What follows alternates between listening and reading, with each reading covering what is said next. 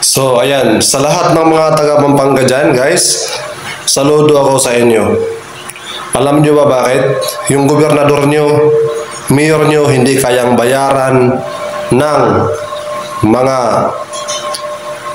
tauhan ni Tambaluslos. Ayan. So, humahanga ako dahil talagang natuloy yung Maisog Rally at nalaman-laman nyo kung anong ibig sabihin ng Maisog Rally at kung bakit nandyan sila sa lugar nyo. Yan, taga City of Pampanga. Saludo ulit ako sa inyo. Talagang ang lupit nyo, guys. Walang dump truck. Walang truck. Walang bus. O kahit anong klaseng truck, walang hinaharang. Talagang malaya yung pinadaan sa inyong bayan ang mga Dabawenyos. Kaya unuulit ko, saludo ako sa inyo. Yan. Ibig sabihin, naniwala kayo sa korupsyon na nangyari sa bansa natin. Yan. Dapat, kaisa dapat ang lahat. Lahat ng mga namumuno sa local government dyan. Sana naman guys, makiisa kayo sa Maisog Rally. Dahil ito yung sukatan kung gaano katatag ang mga namumuno sa bansa. Okay? So, reaction video lang ito. No hard feeling sa mga BBM loyalists dyan. So, ito, panoorin nyo ang video na ilalapag ko na kung saan nagsasalita ang isang matikas at matapang na Mayor Basti. So, ito na nga yung sinabi ko galing pa sa doon sa simula pa lang nung paglabas ko sa Leaders Forum ng Hakbang ng Maisog. Lahat ito, tayong lahat ngayon ay kagagawan lamang ng isang tao, and who is responsible kung bakit tayo nandito ngayon nagsasama-sama at gusto mag-express ng mga sentiments natin.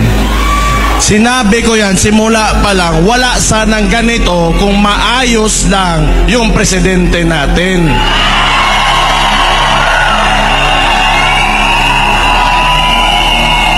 Pero nagulat ako ngayon kasi walang mga dump truck, walang mga dump truck. Hindi nila kinaya yung mga Kapampangan. Putang ina, tunay na maisog ng Kapampangan.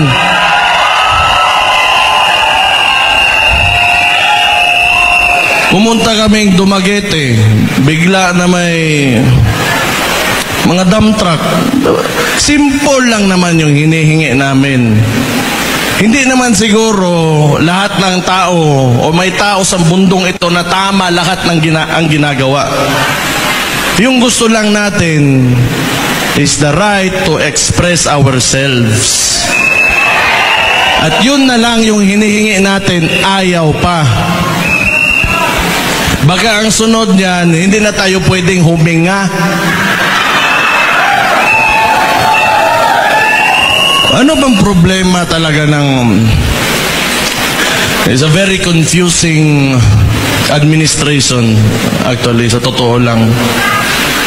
Hindi ko maintindihan yung mga kilos o mga ginagawa. Parang ako mayor ako ng Davao. Ako si Sebastian Duterte, yung mga hindi ako kilala ha.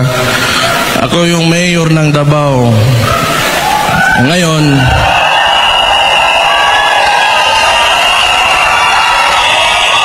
wala pa akong sinasabi.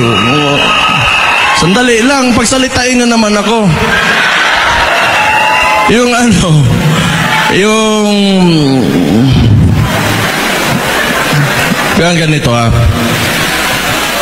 Ako, local executive ako. Siyempre, alam ko yung concerns ng mga barangay namin, yung mga communities.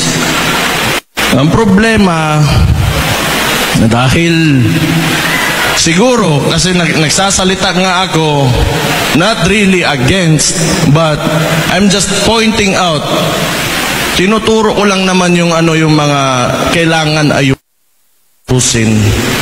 Kung tingin nyo against ako, di wala akong pakialam. If you take it, negatively. Wala akong pakialam. Pero hindi pwede na hindi tayo magsalita.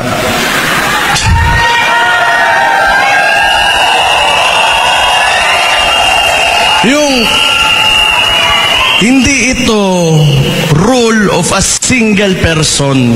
It's demokrasya tayo eh. It is rule of the majority. Hindi ibig sabihin na kung anong gusto mo mangyari o gawin mo, yun na yung mangyayari dyan. Kailangan mong pakinggan yung boses o ano yung mga sentimento talaga ng mga hiya na sobrang walang hiya talaga o tanga.